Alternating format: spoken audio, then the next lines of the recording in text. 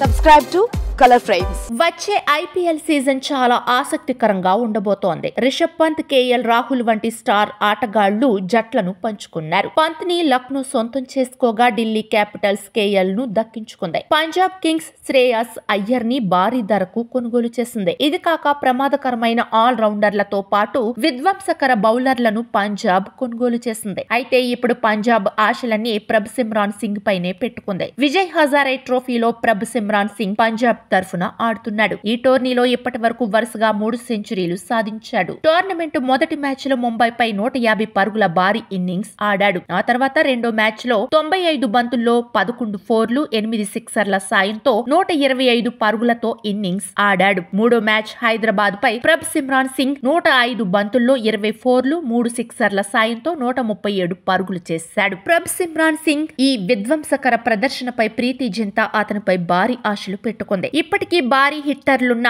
జట్టుకి ప్రభ్ సిమ్రాన్ సింగ్ తోడైతే టైటిల్ కల నెరవేరినట్టేనని ప్రీతి భావిస్తోంది. వచ్చే సీజన్ ఐపీఎల్ కి ముందు పంజాబ్ కింగ్స్ ప్రభ్ సిమ్రాన్ సింగ్ ను అట్టుపెట్టుకుంది. 24 ఏళ్ల ఆటగాడు పంజాబ్ ఓపెనర్ గా కొనసాగుతున్నాడు. గత సీజన్ లో 14 మ్యాచ్ల్లో 156.81 స్ట్రైక్ రేట్ తో 334 పరుగులు చేశాడు. ఈ సమయంలో 2 అర్ధ సెంచరీలు బాదాడు. అంతకు ముందు 2023లో కూడా 350 కంటే ఎక్కువ పరుగులు చేశాడు. ప్రభ్ సిమ్రాన్ సింగ్ ఇప్పటి వరకు 34 ఐపీఎల్ మ్యాచ్లు ఆడి 756 పరుగులు చేశాడు. ఈ సమయంలో అతను 1 సెంచరీ మరియు 3 అర్ధ సెంచరీలు సాధించాడు. తన గణాంకాలను బట్టి చూస్తే ప్రభ్ సిమ్రాన్ సింగ్ వచ్చే సీజన్ లో బౌలర్లకు ముప్పుగా మారవచ్చు. తనని నిలబెట్టుకున్నందుకు పంజాబ్ కింగ్స్ కూడా గర్వపడుతుంది. వీడియో మీకు నచ్చినట్లయితే ప్లీజ్ లైక్ చేయండి, షేర్ చేయండి, కామెంట్ చేయండి.